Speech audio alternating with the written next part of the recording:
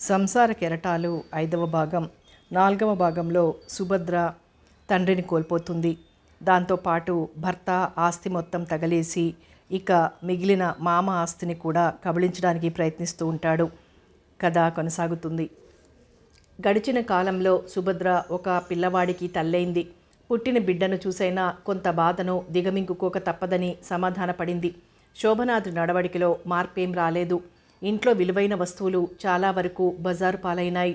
వెండి బంగారాలు మాట చెప్పనే అక్కర్లేదు. దీనికంతటికీ కారణం ఈ దరిద్రపు పెద్దమ్మ కొంపలో అడుగుపెట్టింది, అన్నింటికీ కాళ్ళొచ్చి కడుక్కుపోతున్నాయి అని నిందలు నిష్ఠూరాలు సుందరమ్మ అంటూనే ఉంది.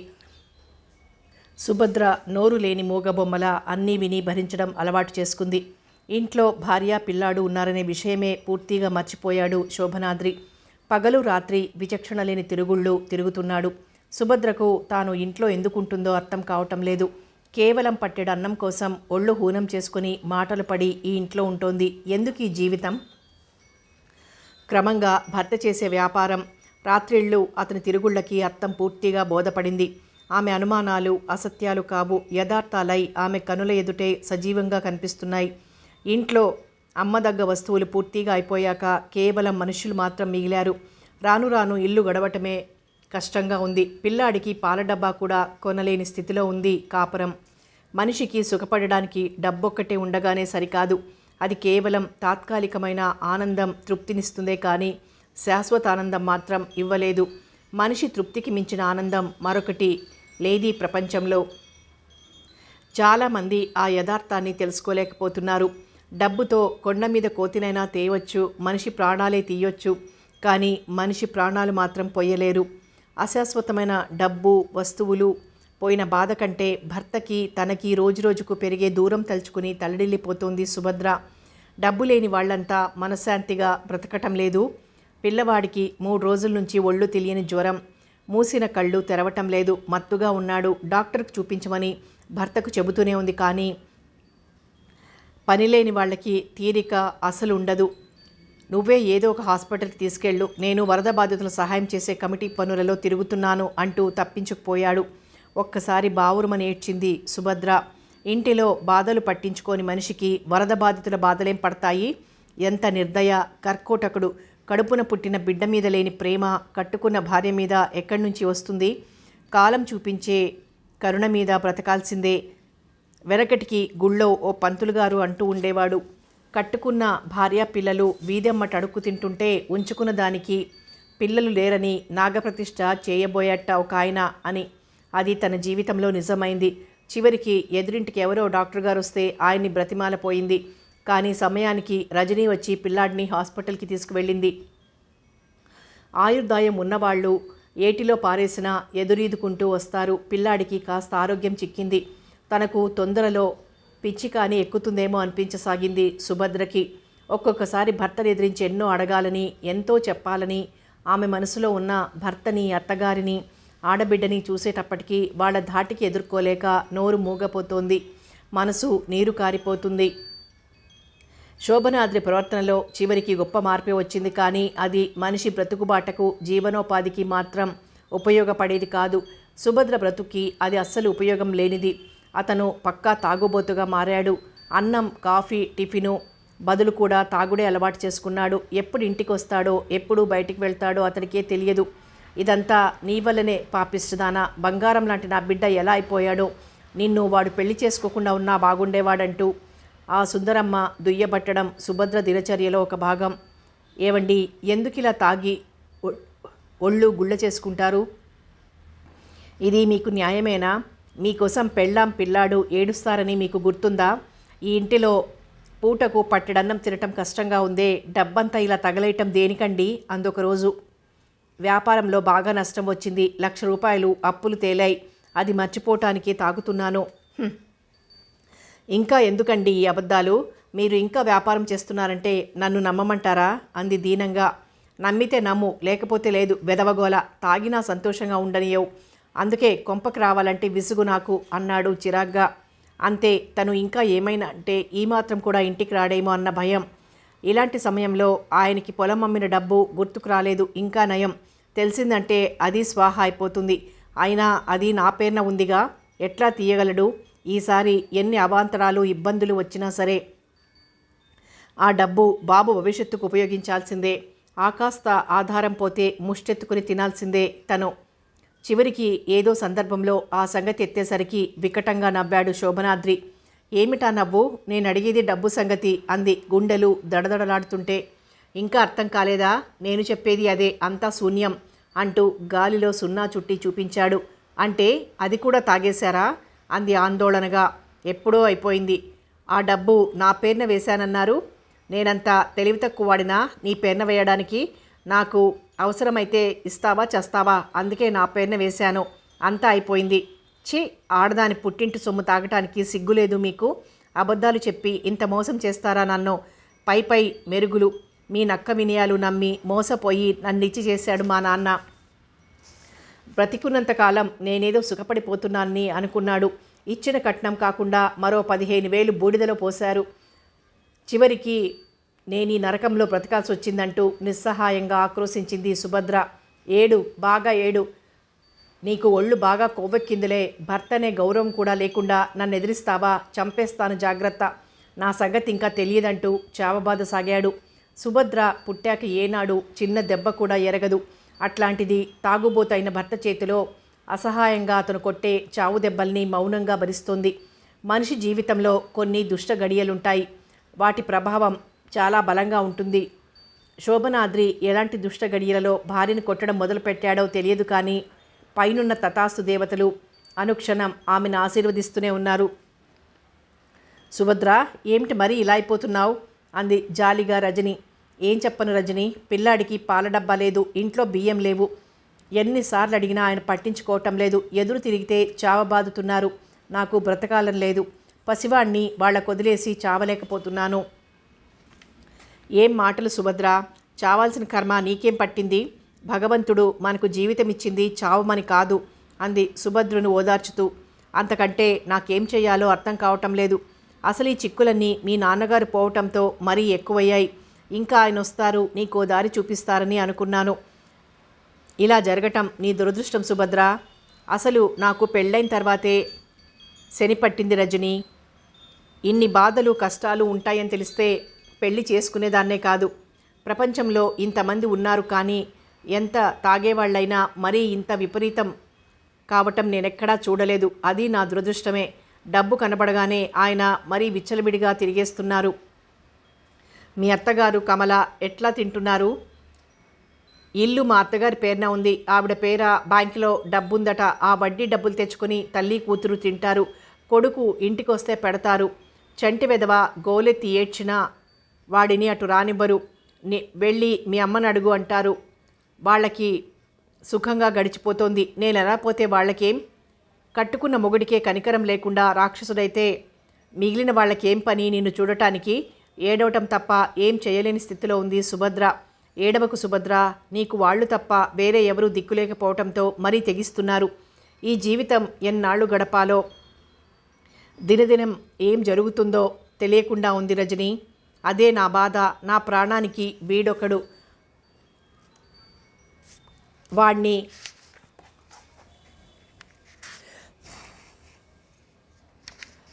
చూస్తుంటే నాకు మరీ బాధగా ఉంది. ఏనాడు కొడుకొని వాడిని ఎత్తుకున్న పాపాన పోలేదు. ఓ సుభద్ర, ఎక్కడ తగలడ్డావు? ఈ పిల్ల వెధవ నీళ్లలోకి పోతున్నాడు. ఎక్కడ చచ్చిందో ఏమో అని సుందరం అరవడంతో సుభద్ర బయటకొచ్చింది. అదిగో బ్రహ్మరాక్షసి అరుస్తోంది. నేను వెళ్ళిపోతాను. అరిస్తే అరవని, కూర్చో. ఏం చేస్తుందేం? జంటి వెధవని చావబాదుతుంది. నేను రాలేదన్న కోపం కొద్దీ నాతో సమానంగా వాడు దెబ్బలు తింటున్నాడు. మళ్ళీ వస్తాను రజని అంటూ గబగబా వెళ్ళిపోయింది సుభద్ర. సుభద్ర జీవితంలో పగటికి రాత్రికి పెద్ద తేడా లేకుండా పోయింది. వెలుగును పారద్రోలి చీకటి ఆమె జీవితంలో స్థిర నివాసం ఏర్పాటు చేసుకుంది. ఉన్న వాటితోనే వంట చేస్తోంది సుభద్ర క్లుప్తంగా. సరాసరి వంటగదిలోకి వచ్చాడు శోభనాద్రి. నీ దగ్గర డబ్బులుంటే ఇవ్వు, నాకు చాలా అవసరం. నా దగ్గర ఎక్కడివి? నేనేదైనా ఉద్యోగం చేస్తున్నానా? అంది ముభావంగానే. అదంతా నాకు తెలియదు. నాకు డబ్బు కావాలి, ఇవ్వు అన్నాడు మొండిగా సిగరెట్ వెలిగించుకుంటూ. ఉంటే ఇవ్వరాదటే, బిడ్డ నోరు తెరిచి అడుగుతుంటే అంది సుందరమ్మ ప్రేమగా. నోరు తెరిచి అడిగేది ఇంటిని ఉద్ధరించడానికి కాదు, తాగటానికి. దేనికో దానికి ఇద్దు ఇవ్వటానికి నా దగ్గర ఎక్కడివి, ఉంటే పిల్లాడికి పాలే కొని పట్టేదాన్ని. అవి లేకే వాడికి విరోచనాలు పెడుతున్నా, అన్నమే పెడుతున్నాను. పాలు కొని పట్టకపోతే వాడేం చచ్చిపోడు, కానీ ముందు నీ పెట్టె తీయి, అవే బయటపడతాయి. పాలు పట్టకపోతే పిల్లాడు చచ్చిపోడు, తాగకపోతే తను మాత్రం చచ్చిపోతాడు అనుకుంది సుభద్ర లోపలే. లేదని ఎన్నిసార్లు చెప్పాలి మీకు, మీరేమన్నా దాచిపెట్టమని ఇచ్చారా నాకు, అంది విసురుగానే. ఎలా అయ్యవో నేను చూస్తానంటూ చేతిలో ఉన్న సిగరెట్ని చటుక్కున సుభద్ర బుగ్గకు తాకించాడు. కెవ్వుమని అరిచి దూరంగా వెళ్ళిపోయింది సుభద్ర భయంగా చూస్తూ. దాదాపు సిగరెట్ పూర్తి అయ్యేదాకా ఆమె శరీరాన్ని బాధించి వినోదిస్తూనే ఉన్నాడు శోభనాద్రి. ఇస్తావా లేదా, ఇవాళ నీ ప్రాణం తీస్తాను అంటూ శక్తి కొద్దీ ఆమెను కొట్టసాగాడు. మూలనున్న రోకలి బండ తెచ్చి ఆమె కాలు చితక్కొట్టి ఏడుస్తుంటే వికటంగా నవ్వసాగాడు. అతను పెట్టే బాధను భరించలేక గదిలోకి పారిపోయింది. ఆమె వెంటపడ్డాడు శోభనాద్రి. మరికొంతసేపు కొత్త బ్లేడుతో ఆమె శరీరంపై గీతలు గీసి రక్తం కారుతుంటే చూసి ఆనందించాడు. అతను పెట్టే బాధల నుంచి సుభద్రను ఏ దేవుడు రక్షించలేడు. మరో రోజు, ఏం తలనిండా పూలు పెట్టుకున్నావు, నాకివ్వటానికి డబ్బులుండవు, కానీ భోగం షోకులకు మాత్రం డబ్బులొస్తాయేం అన్నాడు శోభనాద్రి. నేనేం కొనుక్కోలేదు, పక్కింటి వాళ్ళు పూజ చేసుకుని ఇచ్చారు. దేవుడి పూలు పారేయడం దేనికని పెట్టుకున్నాను. ఇప్పుడు నా జీవనానికి పూలు కొనుక్కోవటం ఒక్కటే తక్కువ, అంది దిగులుగా. ఎలాగూ పూలు పెట్టుకున్నావు, పౌడర్ రాసుకున్నావు, అందంగానే కనిపిస్తున్నావు. పోనీ ఎవడి దగ్గరికైనా వెళ్ళి డబ్బు సంపాదించుకొని రారాదు అన్నాడు వెకిలిగా నవ్వుతూ.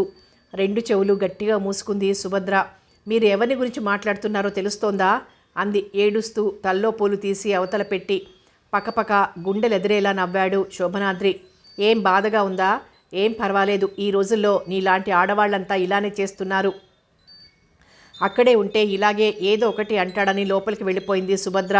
వెంటే ఉన్నాడు శోభనాద్రి. అలా అన్నాన్ని కోపం వచ్చిందా డియర్? లేదండి, మీ మాటలు వింటుంటే చాలా సంతోషం వేసిందండి. పెళ్ళానికి మీరిచ్చే విలువ తెలుసుకుని ఆనందంతో పొంగిపోతున్నాను, అంది వ్యంగ్యంగా. అలా అయితే ఇంకేం, పోనీ ఎవరినైనా ఇంటికే తెస్తాను, గుట్టు చప్పుడు కాకుండా పని జరిగిపోతుంది అన్నాడు నెయిల్ కట్టర్తో గోళ్ళు తీసుకుంటూ. ఆపండి మీ మాటలు, నా ప్రాణాలు తోడేస్తున్నారు, అంది బాధగా కళ్ళు మూసుకొని. ఈ మాత్రం చిన్న విషయానికేనా అని నవ్వుతూ సుభద్ర దగ్గరగా వెళ్ళి నెయిల్ కట్టర్తో ఆమె జబ్బను పట్టించి బలంగా నొక్కసాగాడు. గిలగిలలాడుతోంది సుభద్ర. వదలమంటూ తప్పించుకునేందుకు దారి వెతుకుతోంది, వదిలించుకునేందుకు పెనుగులాడుతోంది. క్రూరంగా నవ్వుతున్నాడు శోభనాద్రి. ఈ రాత్రికి డబ్బులియ్యి, లేవు నా దగ్గర, నన్ను చంపేయండి, అంది వెక్కుతూ. చివరికి బలవంతాన వదిలించుకుంది. జబ్బంతా చర్మం లేచిపోయి ఎర్రబడింది. అప్పుడే సుభద్ర మెడలో నల్లపూసల గొలుసు శోభనాద్రి ఆశల దీపాలను ఆజ్యం పోసింది. దానికోసం సుభద్రను వేధించాడు, హింసించాడు, అనేక చిత్రహింసలకు గురి చేశాడు. ఇమ్మని, మీరు బ్రతికుండగా వీటిని తీయలేను, అంది సుభద్ర నీరసంతో. అయితే నేను చావాలా అంటూ జుట్టు పట్టుకొని గోడకేసి కొట్టాడు తలని. ఇస్తావా ఇయ్యవా ఆఖరిసారి అంటూ కొట్టాడు. ఇవ్వలేదు సుభద్ర. సరే నువ్వు అలా ఎందుకు ఇస్తావు అంటూ బయట ఆడుకుంటున్న 2 ఏళ్ల పిల్లాడిని ఎత్తుకొచ్చాడు శోభనాద్రి. పసివాడిని ఏం చేస్తాడో అని తల్లడిల్లిపోతోంది సుభద్రలోని తల్లి మనసు. పిల్లవాడిని కుర్చీలో కూర్చోపెట్టి డ్రాయర్లోంచి పొడుగాటి వైరు ముక్క తీసి ఒకవైపు కొసల్ని ప్లగ్గుల్లో ఉంచి మరోవైపు కొసల్ని పుచ్చుకొని నుంచున్నాడు. అతనేం చెయ్యబోతున్నాడో అర్థమైంది సుభద్రకు. బాబు అంటూ వెర్రి కేక పెట్టి వాడి వైపు పరిగెత్తబోయింది. ఆగు, అడుగు ముందుకేసావంటే వీడు చస్తాడు, జాగ్రత్త.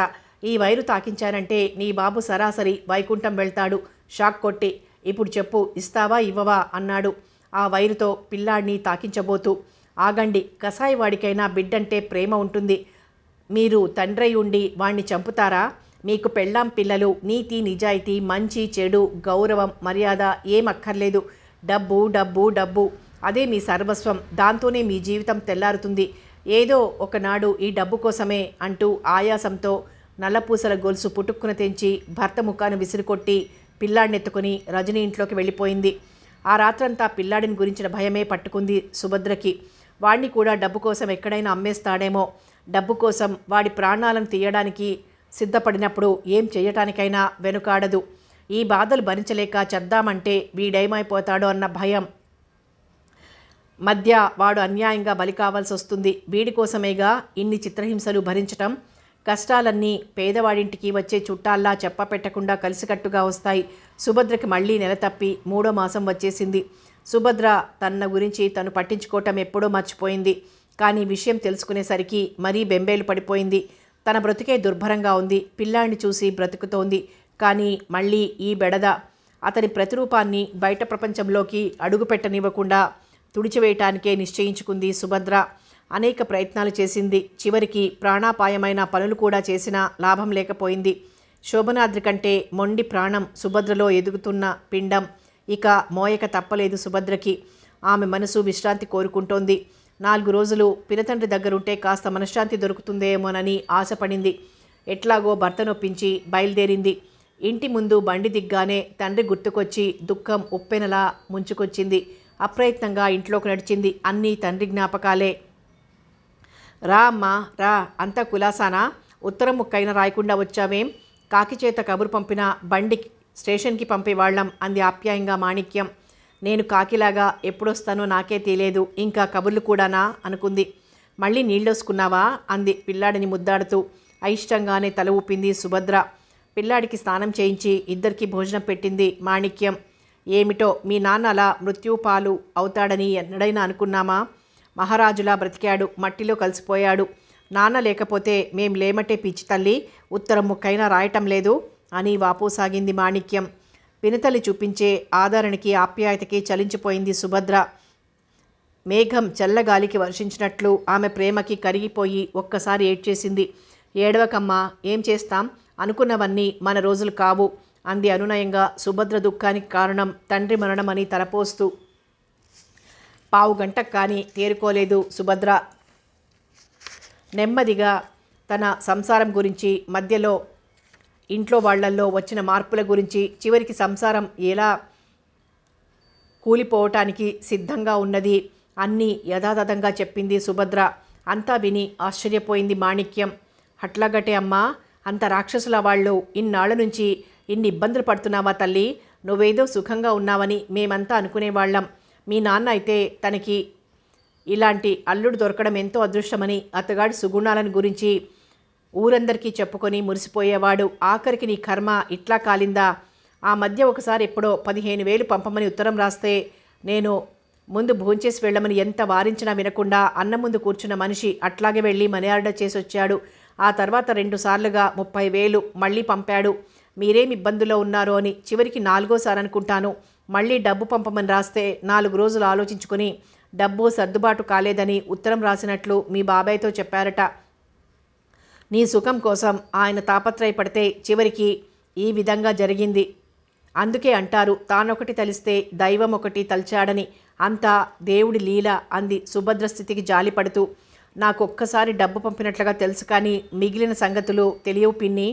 మీ నాన్నే బ్రతికుంటే ఎంత ఏడ్చేవాడో, నీ పరిస్థితులు ఇట్లా ఉన్నాయని అంది విచారంగా. ఆయనకి ఈ విషయాలు తెలియకపోవటం చాలా మంచిది పిన్ని. ఇవన్నీ తెలిస్తే ఆయన బాధలే కాక నా కష్టాలు కూడా తోడై మనిషికి మనశ్శాంతి లేకుండా పోయేది. నిజమేనమ్మా, నువ్వన్నమాట అక్షరాల నిజం. దేవుడు లాంటి మనిషి, మంచివాళ్లకే కష్టాలు. బాబా ఇంకా రాలేదేమిటి అంది సుభద్ర. ఆయనకి ఎన్నో పనులు, అవతల పొలం పనులు, ఇవతల ఓట్ల పనులు, హడావిడిగా ఉన్నారు. వచ్చే వేళ అవుతోందిలే. ఆ రాత్రి మనశ్శాంతిగా ప్రశాంతంగా పెళ్లి కాకముందు ఉన్నట్లే సుభద్రకి మంచి నిద్ర పట్టింది. మర్నాడు ఉదయం నిద్ర లేచేసరికి రామచంద్రం బయటికి వెళ్ళిపోతున్నాడు. ఏం బాబాయ్, బాగున్నావా అని పలకరించింది ఆపేక్షగా. నువ్వు నిన్న సాయంత్రం వచ్చావటగా అంటూనే చెప్పుల్లో కాళ్ళు దూర్చి నిర్లక్ష్యంగా జవాబుకైనా ఎదురు చూడకుండా వెళ్ళిపోయాడు. సుభద్ర మనసు చిబుక్కుమంది. నాన్న ఉండే రోజుల్లో బాబాయి చెప్పు కింద తేలులా వంచింతల ఎత్తేవాడు కాదు. తను చాలా అమాయకుడు అనుకునేది. పొలం పనులు తప్ప ప్రపంచం అంటే ఏమిటో తెలియకుండా బ్రతికేవాడు. నాన్న పోయాక ఆ స్థానాన్ని ఆక్రమించుకొని అప్పనంగా వచ్చిన ఆ స్థితి అనుభవిస్తున్నాడుగా. ఇంకా ఎవరిని లక్ష్య పెట్టాలి? అంతా కాలమహిమ. అందుకే అంటారు, ఓడలు బళ్ళవుతాయని, బళ్ళు ఓడలవుతాయని. అట్లాగే కాసేపు నిర్లిప్తంగా కూర్చుండిపోయింది సుభద్ర. అమ్మాయి, స్నానం చేసి కాసేపు అలా స్నేహితుల ఇళ్ళకి వెళ్ళి రావే, నువ్వు వచ్చేసరికి వంట చేసి ఉంచుతాను అంది మాణిక్యం వంటగదిలోంచి. ఏమో పిన్ని, ఎవరున్నారో ఎవరు లేరో, మిగతా వాళ్ళ సంగతేమో కానీ పట్టాభిగారి రాజ్యం పురిటికొచ్చిందే. 2 సార్లు నువ్వు వచ్చావేమోనని మన ఇంటికి కూడా వచ్చింది. నిన్ను గురించి ఎన్నో అడిగింది, ఒకసారి చూడాలనుంది. అయితే వెళ్తాలే అని స్నానానికి లేచింది. ఎన్నాళ్ళయిందో వాళ్ళందరినీ చూసి. రాజ్యాన్ని మాత్రం తన పెళ్ళికి చూసింది, అంతే. ఇప్పుడు ఎట్లా ఉందో. పెళ్ళై అత్తారింటికి వెళ్ళటం, పురిటికి రావటం కూడా అయిందప్పుడే. దేనికైనా అదృష్టం ఉండాలి. నాన్న ఉంటే నేను అలాగే వచ్చేదాన్ని అనుకుంటూ రాజ్యం ఇంటికి బయలుదేరింది. రాజ్యం తల్లి భ్రమరాంబ సుభద్రను సాదరంగా లోపలికి రమ్మంది. అమ్మాయి ప్రసవించింది సుభద్ర, ఆడపిల్ల. కాళ్ళు కడుక్కొని లోపలికి రా. చాలా రోజులకు వచ్చినట్లున్నావు. మా రాజ్యం లేకపోతే మా ఇంటికి రాకూడదా అంది. నేను నిన్ననే అత్తయ్య వచ్చింది, ఈ మధ్య అసలు రావడమే లేదు అంది కాళ్ళు కడుక్కుంటూ. పల్లెటూళ్ళలో పద్ధతులు ఆచారాలు తప్పనిసరిగా ఆచరించటం రివాజు. రాజ్యం సుభద్రను చూసి చాలా పొంగిపోయింది. రారా, చాలా రోజులకి మేము గుర్తుకొచ్చాం, బాగున్నావా అంటూ నిష్ఠూరమాడింది. చాలేవే, ఆ అమ్మాయి మాత్రం అత్తారింట్లో ఉన్న పిల్ల కాదు. మనం చూడాలనుందంటే వాళ్ళు పంపిస్తారా రావటానికి? రాక రాక ఇంటికి వచ్చిన పిల్లని పట్టుకొని అట్లాగైనా పలకరించటం అంటూ కూతుర్ని కోప్పడింది. పర్వాలేదులే అత్తయ్య, మేము ఒకళ్ళనొకళ్ళు చూసుకుని చాలా కాలమైందిగా, అందుకే అది అలా అంది అంటూ మాటల్లో పడిపోయింది. రాజ్యం పెళ్లి సంగతులు, భర్త ఉద్యోగం, సంసార పరిస్థితులు అన్నీ అడిగింది. ఇద్దరు కబుర్లన్నీ చెప్పేసుకుంటున్నారు ఆతృతగా. అమ్మాయి సుభద్ర, మీ అమ్మ నగలు నీ ఒంటి నిండా పెట్టినారు కదే, ఒక్కటి కూడా లేకుండా వట్టి పుస్తల గొలుసుతో వచ్చావేమిటి అంది భ్రమరాంబ. మా ఊళ్ళో దొంగల హడావుడి ఎక్కువగా ఉందత్తయ్యా, అందుకని బ్యాంకులో పడేశాం అంటూ ఏదో ఒకటి చెప్పింది. ఆ ఊళ్ళో దొంగలైతే ఇక్కడ వేసుకుని తిరగటానికేమమ్మా, మీకింకా తెలియదు కానీ అత్తయ్యా, పగలు నగలు వేసుకొని బయటికి వెళ్తే వాళ్ళు వెనకాలే వచ్చి ఇల్లు గుర్తు చూసుకొని రాత్రికి కన్నం వేసి రావటం, నగలిమ్మనటం, లేకపోతే చంపుతామని బెదిరించడం. మనం నాకేమీ లేవు నగలు అన్నామనుకో, సాయంత్రం బజార్లో వేసుకొని తిరిగావుగా, ఇప్పుడేం చేసావని అడిగి ఇవ్వకపోతే చంపుతున్నారు. మొన్నొక చోట అలాగే జరిగింది. అందుకే అప్పటి నుంచి చాలామంది పసుపు తాళ్లే కట్టుకుంటున్నారు. నేనైతే ఈ ఒక్క పుస్తల గొలుసు ఉంచుకున్నాను. అట్లాగా, మంచి పని చేశావు. మాకు ఈ సంగతులేం తెలియవు. ఈ పల్లెటూళ్ళలో తెల్లారినా పొద్దుగూకినా ఒకటే. అక్కడి మనుషుల్లో మాయలు మోసాలు చూస్తుంటే మన ఊళ్ళే నయమనిపిస్తుంది అత్తయ్య. దూరపు కొండలు నునుపు అని మనమేదో భ్రమపడడం కానీ అంది ఏదో ఆలోచిస్తూ. అయితే సుభద్ర, మీ నాన్న నీ పేరున ఎంత పొలం రాశాడే చెప్పింది సుభద్ర. మరి ఇల్లు? ఏమో, బాబాయికి రాసినట్లున్నాడు. ఇంకా మెల్లిగా అంటావేమిటమ్మా? అక్షరాల అంతే, రాయటం కాదు, రాయించుకున్నాడు. మీ బాబాయ్ మీ నాన్నను మతిలేని వాడిని చేసి సగం పొలం ఇల్లు స్వాహా చేశాడు. ఒక్కగానొక్క పిల్లవు, హాయిగా ఇంటి పట్టున ఉండకుండా చేశాడు. ఈ సంగతి ఊళ్ళో చాలామందికి తెలుసు. మీ నాన్న బ్రతికున్న రోజుల్లో వంచిన తల ఎత్తేవాడా ఆ మనిషి? ఏకల్లే వచ్చి మేకయ్యాడు, రాజ్యం ఏలుతున్నాడు. ఇదంతా నీ దురదృష్టం. ఒక్క మగనలుసు ఉన్నా బావుండేది. నువ్వన్నమాట నిజమత్తయ్యా. ఏమిటో మీ నాన్న గొప్ప సంబంధం అంటూ చేసి నిన్ను అత్తారింటికి పంపాడు, కానీ హాయిగా ఇల్లరికం ఉంచుకుంటే మీ ఇల్లు మీకుండేది. రామచంద్రం రోగం కుదిరేది. ఇంటికైనా పిల్లవు, పై ఊళ్ళకి పోవడం, ఎక్కడి అనామకుడో ఇంటికి యజమాని కావటం, ఇదంతా ఇంతకీ సిరి వేసుకొని పుట్టాడులే. ఏం చేస్తామత్తయ్యా, ఏది ఎట్లా జరగాలనుందో అది అలా జరగాల్సిందే. అంతే తల్లి. మీ పిన్నైనా బాగా చూస్తుందా? ఇంతవరకు బాగానే ఉంది. ఒక్కొక్కళ్ళ సంగతి మెల్లిగా తెలుస్తున్నాయి నాకు. ఇదిగో సుభద్ర, నేను నీ తల్లి లాంటి దాన్ని కనుక, నువ్వు నా బిడ్డ లాంటి దాన్ని కనుక నీ చెవిలో వేస్తున్నా తల్లి, నోరు జారకు. మళ్ళీ మీ నాన్నను చంపిన ముఠాలో రామచంద్రం చెయ్యి కూడా ఉందని చాలామంది అనుకుంటున్నారు అంది భ్రమరాంబ రహస్యంగా. అలాగా అని మాత్రం అనగలిగింది సుభద్ర. అయినా ఇంకా ఎన్నాళ్ళు దాగుతుందిలే విశ్వాసఘాతకుడు. తిన్న ఇంటి వాసాలు లెక్క పెట్టే రకం. రేపు ముఠాలో మిగిలిన వాళ్ళు వీడిని ఇట్లాగే చంపుతారు. పిల్లా జల్ల లేకపోయినా ఎంత తాపత్రయమో అంది. అంతే, ఎవరి పాపం ఎప్పటికీ బద్దలవ్వాలో. మరి కాసేపు రాజ్యంతో మాట్లాడి పిల్లాడు ఏడవడంతో బయటపడింది. ఉండమ్మా, బొట్టు పెడతానో, మళ్ళీ ఎన్నాళ్ళకు చూస్తానో నిన్ను అంటూ లోపలికి వెళ్ళి రవికల గుడ్డ పళ్ళు తెచ్చి బొట్టు పెట్టి ఇచ్చింది. ఇవన్నీ ఎందుకత్తయ్యా, ఇప్పుడేం కారణముందని అంది మొహమాటంగా. ఏం కారణం ఉండాలేం, పసుపు కుంకుమ ఇవ్వటానికి. అయినా లేకుండా మాత్రం లేదు. నీళ్ళోసుకున్న పిల్లని నీకా తల్లి తండ్రి లేరు. ఏదో ఇన్నాళ్ళకి మా వాకిట్లోకి వచ్చావు, పెద్దదాన్ని ఇచ్చాను, వద్దనకుండా తీసుకో అని బలవంతం చేయటం వల్ల తప్పలేదు సుభద్రకి. పగలంతా ఎట్లాగో గడిచిపోయినా రాత్రి మాత్రం నిద్ర పట్టలేదు సుభద్రకి. మనసు నిండా ఎన్నో ఆలోచనలు. ఉదయం రాజ్యం వాళ్ళింట్లో మాటలే మనసులో మెదులుతున్నాయి. బాబాయ్ నాన్నను మోసం చేసి ఇల్లు పొలం రాయించుకున్నాడా? పైకి ఎంతో అమాయకంగా ఉండే మనిషిలో ఇన్ని తెలివితేటలు ఎలా పుట్టాయో. అయినా పుట్టకేం చేస్తాయి. నాన్న తమ్ముణ్ణి నమ్మి అంతా అప్పగించి పనుల మీద పరుగుళ్లలో ఉండేవాడు. అప్పుడే ఈయనకి తెలివితేటలు పుట్టి ఉంటాయి. సుభద్రకి భర్త శోభనాద్రి గుర్తుకొచ్చాడు. అవును, ఎందుకు పుట్టవు? మేడి పండు లాంటి మనుషులైతే ఆలోచిస్తుంటే నిద్ర ముంచుకొచ్చింది. టైం ఎంతైందో తెలియదు కానీ ఎవరివో మాటలు వినిపిస్తుంటే గబుక్కున మెలకువ వచ్చింది సుభద్రకి. ఇదిగో ఈవిడగారు ఎన్నాళ్ళని తిష్టవేస్తుందట. కదిలే సూచనలేం లేవు. అది పినతండ్రి గొంతు. అదేమిటండి, రాకరాక వచ్చిన ఆడపిల్ల 4 రోజులుంటే మీకేం బరువు? అది తినేది మనం తినేది వాళ్ళ నాన్న సొమ్మేగా అంది మాణిక్యం. అయిన కాడికి పెళ్లి కట్నం కాక 50,000 దాకా మింగేశాడుగా. పొలం అంతా అమ్ముకొని పోయాడు ఈవిడ గారి మొగుడు. ఇంకా ఏం మిగిలింది? ఏం మిగిలిందని ఈ చుట్టరికాలు అంటున్నాడు అసహనంగా. ఇది ఎంతైనా వాళ్ళ నాన్నగారిల్లు. మనం మాత్రం పరాయి వాళ్ళమా? మనకు అది తప్ప పిల్ల జల్లా లేరు. అదే మన పిల్ల అనుకుంటే పోలా.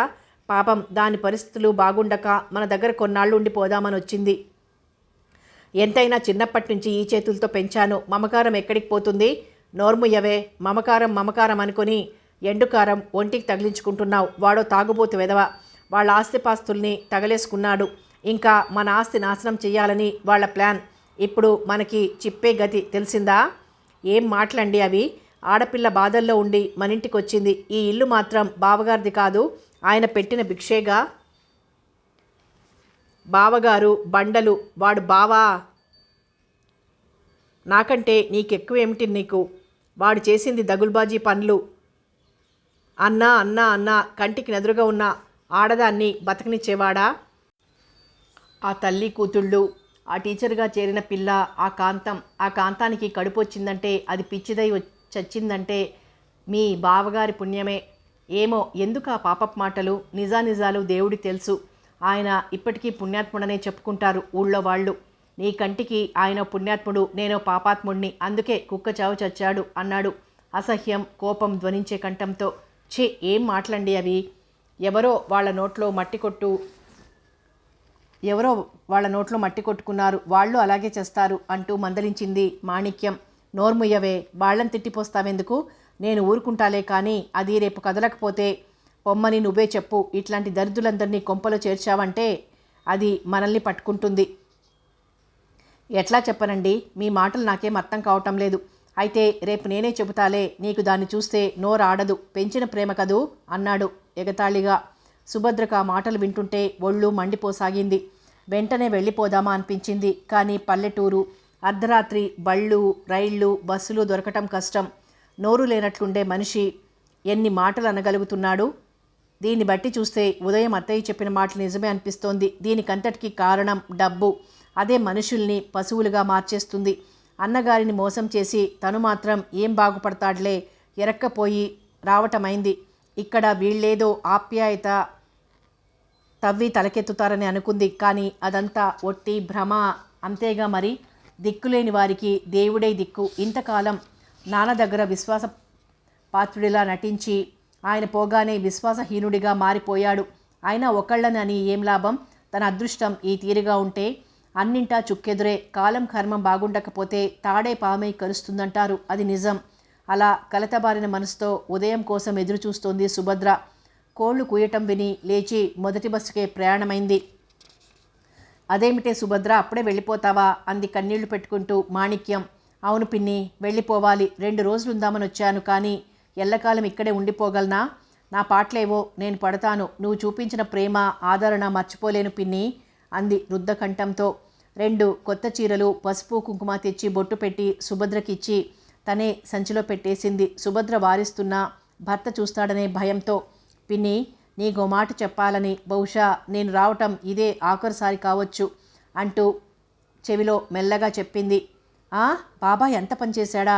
అందుకే మనిషి ఇంతగా మారిపోయాడు అంది ఆశ్చర్యం పట్టలేక. వాకిట్లోకి రాబోయిన సుభద్రకు ఎదురొస్తున్నాడు రామభద్రం. సుభద్రకు అతన్ని చూస్తుంటే పట్టరాని కోపంగా ఉన్నది. అదేమిటి సుభద్ర, అప్పుడే ప్రయాణం? 4 రోజుండి వెళ్ళరాదు అన్నాడు లాంఛనంగా. ఎటు వెళ్ళిపోతోంది కనుక ఇప్పుడు అన్నా ఇంక ఉండదని. ఎందుకులే బాబాయ్, మీ ఆదరణకి కడుపు నిండిపోయింది. నా పరిస్థితులు బాగుండకొచ్చాను. ఎక్కువ రోజులు నేను ఇక్కడే ఉండలేను. నేను ఇక్కడే ఉంటే అసలే దరిద్రురాల్ని, నా దరిద్రం మీకు కూడా పట్టొచ్చు. నాన్న పోయాడు, ఆయన్ని ఎవరో విశ్వాసంగా ఉండేవాళ్లే చంపారని ఊరంతా అనుకుంటూనే ఉన్నారు. ఆ చంపిన వాళ్ళెవరో అందరికీ తెలుసు. పోనీలే, వాళ్ళు ఏదో వాగారు, ఇదే విధంగా వాడు చేస్తాడు, అప్పుడు కానీ నాకు మనశ్శాంతిగా ఉండదు. ఆయన చేత ఏవో దొంగ సంతకాలు చేయించుకున్నారని, కొంత ఆస్తి రాయించుకున్నారని విన్నాను. అట్లా మోసగించి ఆయన్ని మతి లేకుండా చేసిన వాళ్ళు ఆయన కంటే హీనంగా కుక్క చావు చేస్తారు. ఏదో ఒకనాడు ఈ వార్త నా చెవులారా నేను వినకపోను అంటూ పిల్లాడిని తీసుకుని బయటకు వచ్చేసింది. రామచంద్ర ముఖం సుభద్ర మాటలకి కత్తివేటుకు నెత్తురులేనంతగా పాలిపోయింది. తన గుట్టు తెలిసిపోయిందని. మాణిక్యం సుభద్ర మాటలు వినలేదు. ఎందుకో లోపలికి వెళ్ళిపోయింది. ఎవరో వెనక నుండి పిలిచినట్లయి వెనుదిరిగింది సుభద్ర. దొడ్డివైపు నుంచి పరుగులాంటి నడకతో వచ్చి పిల్లాడి చేతిలో 100 రూపాయల కాగితం ఉంచి, చూడు సుభద్ర, కొండంత ఆశతో నువ్వు వచ్చావు, పుట్టెడు దుఃఖంతో వెళ్ళిపోతున్నావు. నిన్ను కడుపులో దాచుకుని ఇక్కడే ఉంచుకునే సాహసం నాకు లేదు. ఇందాక నువ్వు చెప్పిన మాటలు నేను ఇదివరకే విన్నాను. ఈ వయసులో మీ నాన్నను మోసం చేసి ఆయన ఇట్లా చేసినందుకు నాకు చాలా సిగ్గుగా ఉంది. దేవుడిలా మాకింత ఉపకారం చేసిన మనిషికే మోసం చేశారు. నేనేం చెయ్యలేని స్థితిలో ఉన్నాను. ఇంకా దేవుడే ఆయనకి తగిన శిక్ష వెయ్యాలి. రాత్రి ఆయన అన్న మాటలన్నీ నువ్వు వినే ఉంటావు అంది ఏడుస్తూ. పోనీలే పిన్ని, నాన్నే పోయాక ఇంకా ఎవరు ఎట్లా మారితే నాకేం? దేవుడు నా జీవితం ఎట్లా నడపాలని రాశాడో అట్లాగే జరుగుతుంది. ఇంకా నువ్వు వెళ్ళిపో. ఇలా నాతో మాట్లాడుతూ నిల్చున్నావని తెలిస్తే నిన్నేమైనా అంటాడు అంటూ వచ్చే దుఃఖాన్ని ఆపుకుంటూ చివరిసారిగా వెనక్కు తిరిగి ఆ ఊరిని, తండ్రి జ్ఞాపకాల్ని అన్నీ గుర్తు చేసుకుని బడిబడిగా అడుగులు వేసింది సుభద్ర. ఏమిటి సుభద్ర, మరి అలా ఎండుకుపోయి పుల్లలా అయ్యావు? నేను చూస్తుంటే నా ప్రాణం తరుక్కుపోతోంది. ప్రాణాలు కళ్ళల్లోకి వచ్చాయి. బాబు అంతే, ఏమిటో నీ బ్రతికిలా బండలైపోయింది. ఎలా ఉండేదానివి మొదట్లో, ఇప్పుడెలా అయిపోయావో చూడు. మీ ఊరు వెళ్ళొచ్చావు కదూ, ఏమిటి సంగతులు అంది రజని సుభద్రను చూసి బాధగా. అదొక పెద్ద కథ చెప్పానుగా, ఎక్కడికి వెళ్ళినా చుక్కెదురే రాకంటూ జరిగిందంతా పూసగుచ్చినట్లు చెప్పింది. రజని సుభద్ర చెప్పేది విని చాలా ఆశ్చర్యపోయింది. అదే అయిందన్నమాట. ఆశ కూడా తీరిపోయింది. ఇంకా ఏం చేయటం? నేను నా బాధను చెప్పుకునేందుకు నువ్వు తప్ప నాకెవ్వరూ లేరు రజని. ఇదంతా నా దరిద్రం.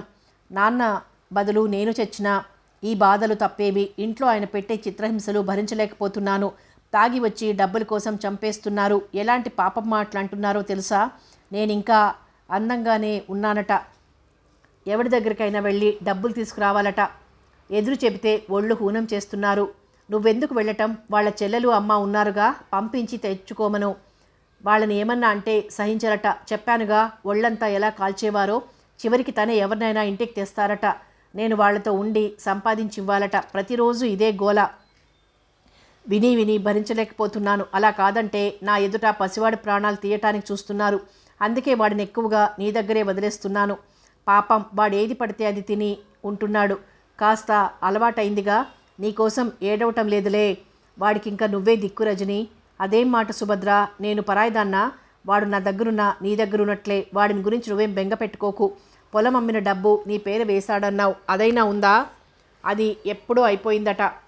ఆ మధ్య చెప్పాడు. ఆ మనిషి చేతిలో ఏం మిగులుతుంది కనుక అది మిగలటానికి ఆయన పేరే అనుకుని అలా అబద్ధం చెప్పారు. మొన్న శుక్రవారం పూట నల్లపూసలు ఇవ్వనని వాడిని చంపబోయారు. అమ్మ నగలు, నా వంటి మీద నగలు అన్నీ ఆహుతైపోయాయి. ఏం చేస్తావు సుభద్ర? పోనీ ఆయన నుంచి విడిపోయి వేరే బ్రతుకుదామంటే నీకు చదువు లేదు. మొన్న ఈ మాటే మా వారితో అంటే విని చాలా బాధపడ్డారు. శోభనాద్రి ఎంత మంతుడిలా ఉండేవాడు, ఎలాంటి మనిషి, ఎలా మారిపోయాడు. ఆ అమ్మాయి అవస్థ చూస్తుంటే నాకు చాలా భయంగా ఉంది. ఈ దుర్మార్గుడు ఏ క్షణాన ఏం చేస్తాడో అని అన్నారు.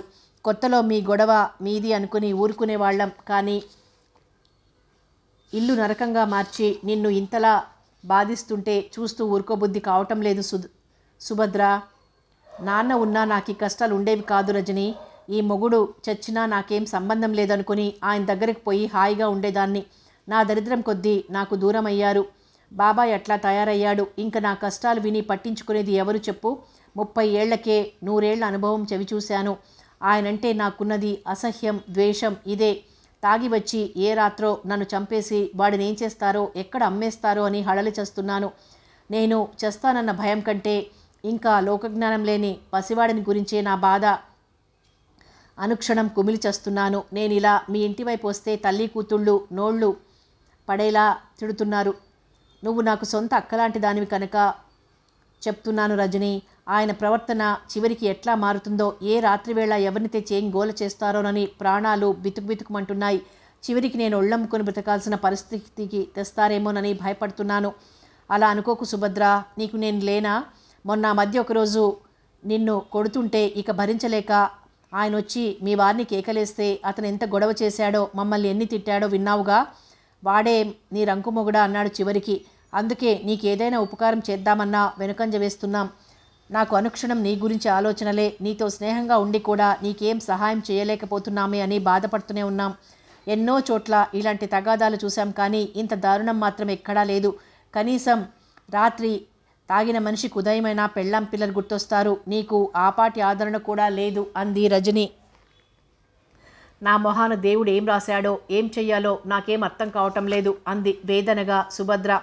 సుభద్రకు ఆడపిల్ల పుట్టింది. మళ్ళీ తనలాంటి దురదృష్టవంతురాలు ఈ కొంపలో మరొకతి పుట్టినందుకు ఏడ్చింది సుభద్ర. ఆ పిల్ల పుట్టుక ఎవరికీ ఆనందాన్నివ్వలేదు. బాలింతరాలైన పని, భర్త పెట్టే బాధలు ఆమెకు అనివార్యాలైపోయాయి. మళ్ళీ చావును గురించిన ఆలోచన కలిగింది, కానీ 2 బిడ్డల తల్లిగా ఆమె వెనకంజ వేసింది. మనశ్శాంతిని కోల్పోయిన సుభద్రకు రోజులు భారంగా గడుస్తున్నాయి. ఇంట్లో చాకిరీ అయ్యాక ఏం తోచనప్పుడు కిటికీ దగ్గర నుంచుని వీధిలోకి చూస్తూ నిలబడేది. ఆ రోజు సుభద్ర దృష్టి అప్రయత్నంగా ఎదురింట్లో ఉన్న భార్యాభర్తల వైపు మళ్ళింది. వాళ్ళిద్దరినీ సుభద్ర చాలా కాలంగా చూస్తోంది. ప్రతిరోజు టంచనగా 9:30 కల్లా పిల్లలిద్దరినీ భార్యను వెంటబెట్టుకుని స్కూటర్ ఎక్కి వెళ్ళిపోతాడాయన. ఆవిడ ఉద్యోగం చేస్తోంది కాబోలు. మంచి చీరలు కట్టుకుంటుంది, అందంగా ఎత్తుగా ముడివేసుకుంటుంది. భుజానికి పొడుగాటి బ్యాగ్ వేసుకుని హంసలా వచ్చి భర్త వెనుక కూర్చుంటుంది. సాయంత్రం 4 అదే స్కూటర్ మీద వస్తారు. ఆయన పిల్లలకి స్నానాలు చేయించి బట్టలు మారుస్తాడు. ఆవిడ వంట చేస్తుంటే సహాయం చేస్తాడు. భోంచేశాక పిల్లలిద్దరికీ కాసేపు చదువు చెబుతారు. సరిగ్గా 9 అయ్యేసరికి లైట్లు ఆర్పేస్తారు. సెలవు రోజు సాయంత్రం అంతా షికారు వెళ్తారు. పండగ వచ్చిందంటే అంతా కొత్త బట్టలు వేసుకోవాల్సిందే. ఆవిడ ముఖంలో ఎప్పుడు చూసినా చిరునవ్వు తప్ప కోపం, చిరాకు, విసుగు ఏమాత్రం కనిపించవు. వాళ్ళిద్దరూ ఒకళ్ళని ఒకళ్ళు గౌరవించుకుంటారు, ప్రేమగా ఉంటారు. ఇద్దరు కుటుంబం కోసం కష్టపడతారు. వాళ్ళ వైవాహిక జీవితం, వాళ్ళ ముఖాల్లో కనిపించే ఆనందం, వాళ్ళ అనురాగపూరితమైన జీవితాన్ని చూస్తుంటే సుభద్రకి దుఃఖం అధికం కాసాగింది. అనుక్షణం తన దుస్థితి కొట్టొచ్చినట్లు కనిపించడం మొదలుపెట్టింది. దేనికైనా పెట్టి పుట్టాలి. మొన్నటిదాకా ఉద్యోగం కోసం ప్రయత్నించక రజని నిన్ననే ఉద్యోగంలో చేరిపోయింది. దీనికంతటికీ కారణం చదువు. తను చదువుకుంటే వాళ్లలా ఉద్యోగం చేస్తూ స్వతంత్రంగా బ్రతకొచ్చు. పాములాంటి భర్త నీడ నుంచి తప్పుకొని హాయిగా జీవితం గడిపేయవచ్చు. చదువుకోవాలి అనే కోరిక ఆమెలో బలంగా నాటుకుపోయింది. కానీ తనకి ఈ వయసులో చదువేమిటి, ఎట్లా వస్తుంది, నలుగురు నవ్వరు, ఇవే ఆలోచనలు ఆమెను పీడించసాగాయి. సుభద్ర జీవితంలో తను పోగొట్టుకునేదేదో చాలా ఆలస్యంగా తెలుసుకుంది. తండ్రి చదువుకోమని నెత్తి నోరు కొట్టుకొని చెప్పాడు. స్నేహితురాలు ఎన్నో విధాలు చెప్పింది. పంతులు గారు బ్రతిమాలి చెప్పేవారు. తను వింటేగా చేతులారా తన జీవితంలో ఒక రకంగా నిప్పులు పోసుకుంది. పెద్దల మాటలు పెడచెవిన పెట్టింది. మాస్టారికి మస్కా కొట్టి ఆకతాయిగా ఆటపాటల్లో తిరిగింది. ఇంటికి తెచ్చిన టీచర్ని నెల తిరగకుండా పంపేసింది. అప్పట్లో జీవితంలో ఇన్ని బాధలుంటాయని తెలుసుకోలేకపోయింది. ఆ జీవితం హాయిగా ఉందని అనుకునేది. ఇప్పుడు ఏడ్చి తలబద్దలు కొట్టుకుంటే ఏం ప్రయోజనం? 5వ క్లాస్తోనే చదువు ఆగిపోయినందుకు ఇప్పుడు బాధపడుతోంది సుభద్ర. చదువుకోనందువల్ల వచ్చే నష్టాలు ఇప్పుడు తెలిసొచ్చాయి. చేతులు కాలాక ఆకులు పట్టుకుని ఏం లాభం? తను ఉద్యోగం చేసుకుంటే ఆయన్ని ఎదిరించి వేరే వెళ్ళినా వెళ్ళొచ్చు. దాంతో మనిషి చచ్చినట్లు మారేవాడు. నిజంగా నాన్న కోరిక తీర్చి తను చదువుకుని డాక్టర్ అయి ఆయన ఆశయాన్ని నెరవేరిస్తే ఎంత బాగుండేది. బాబాయ్ ఆటలు సాగనిచ్చేది కాదు. ప్రవాహంలో కొట్టుకుపోయే గులకరాయిలా స్థిమితం లేని ఆలోచనలు ఆమె మనసుని తొలిచేస్తుంటే ఎటో పరుగులు తీస్తున్నాయి సుభద్ర కలలు. కథ కొనసాగుతుంది.